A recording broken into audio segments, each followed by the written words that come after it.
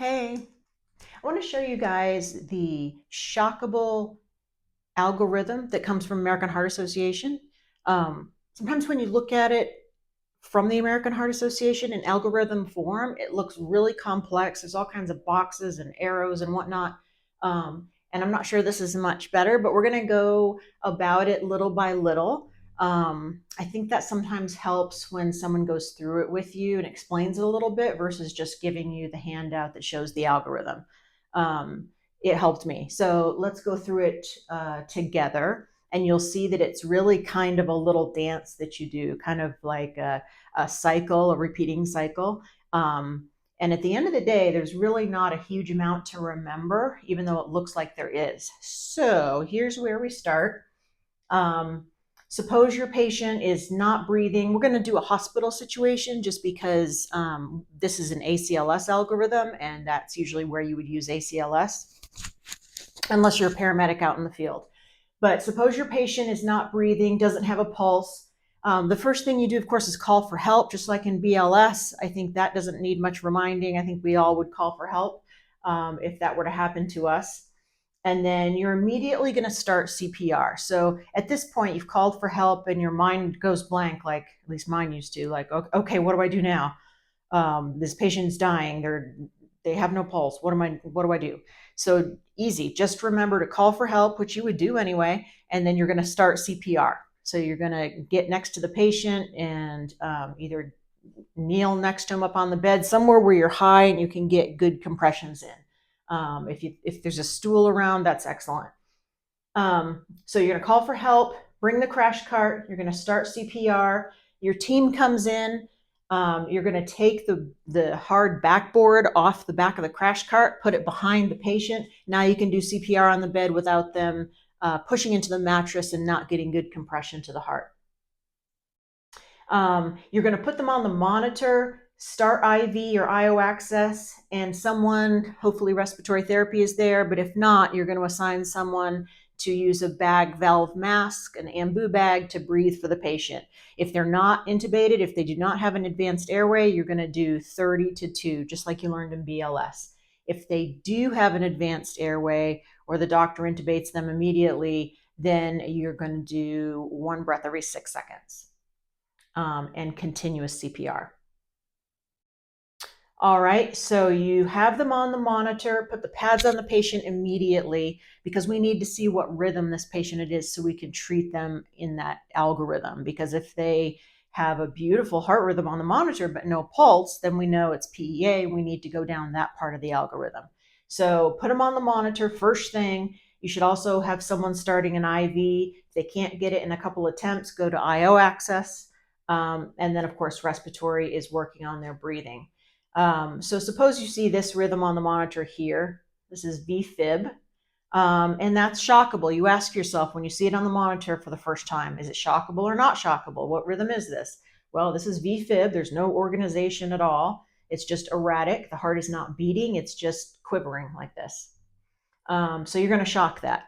So on the face, on the front, above the screen on a lot of the LifePak monitors, there's usually the hospitals put, like, they use a label maker and they put what the manufacturer's suggestions are for a stepwise fashion of shocking the patient.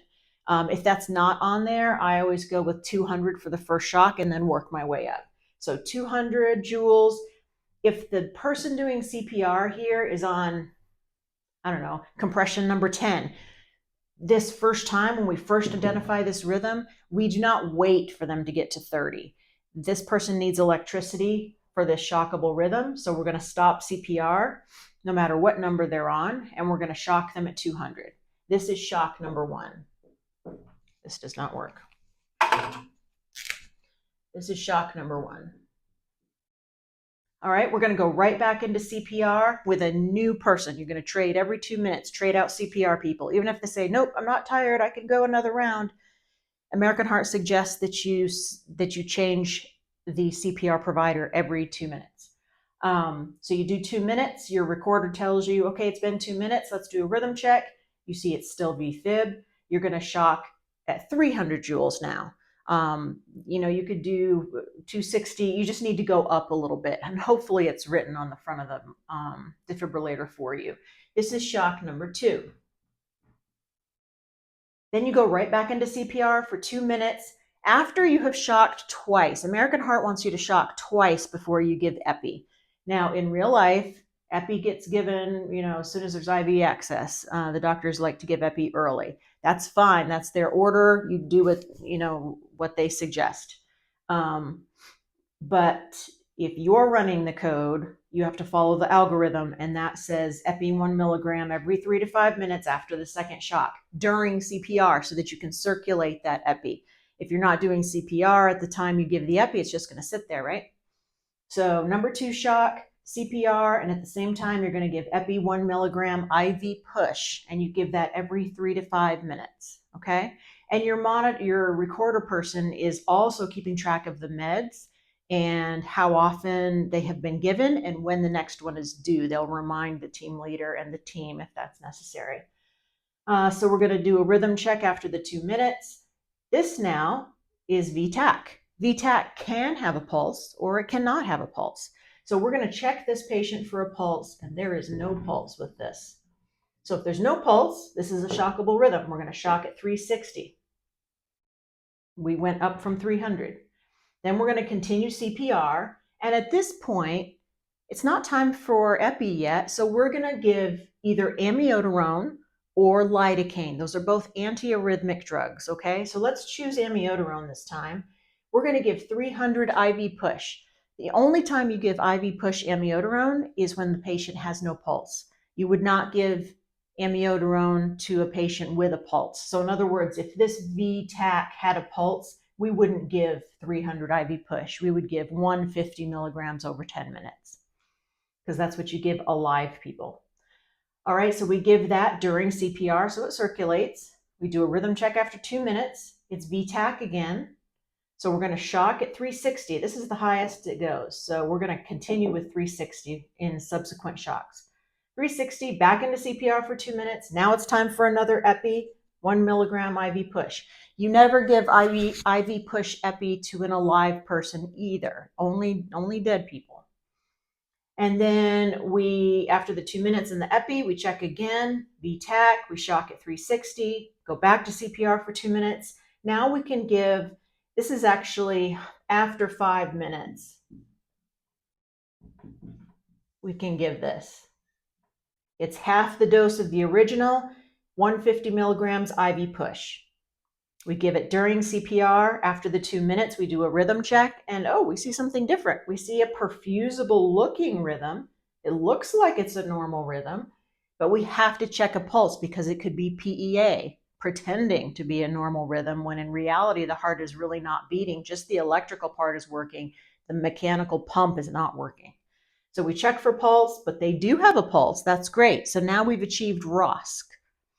And because we seem to have fixed this unstable, shockable rhythm with amiodarone, we're going to put them on an amiodarone drip, because this seemed to fix it. So we don't want to not continue the amiodarone, so we go to a drip. And that's really it. It's kind of a little circle. You do CPR for 2 minutes, check a rhythm. Is it shockable or not shockable? If it's shockable, you shock it. CPR for 2 minutes. So it's not as complex as it really looks when you first take a look at it. But anyway, I hope this helps you as far as knowing what to do if you have to ever be a team leader because the doctor's busy or the doctor's in and out of the room. So anyway, thanks for watching.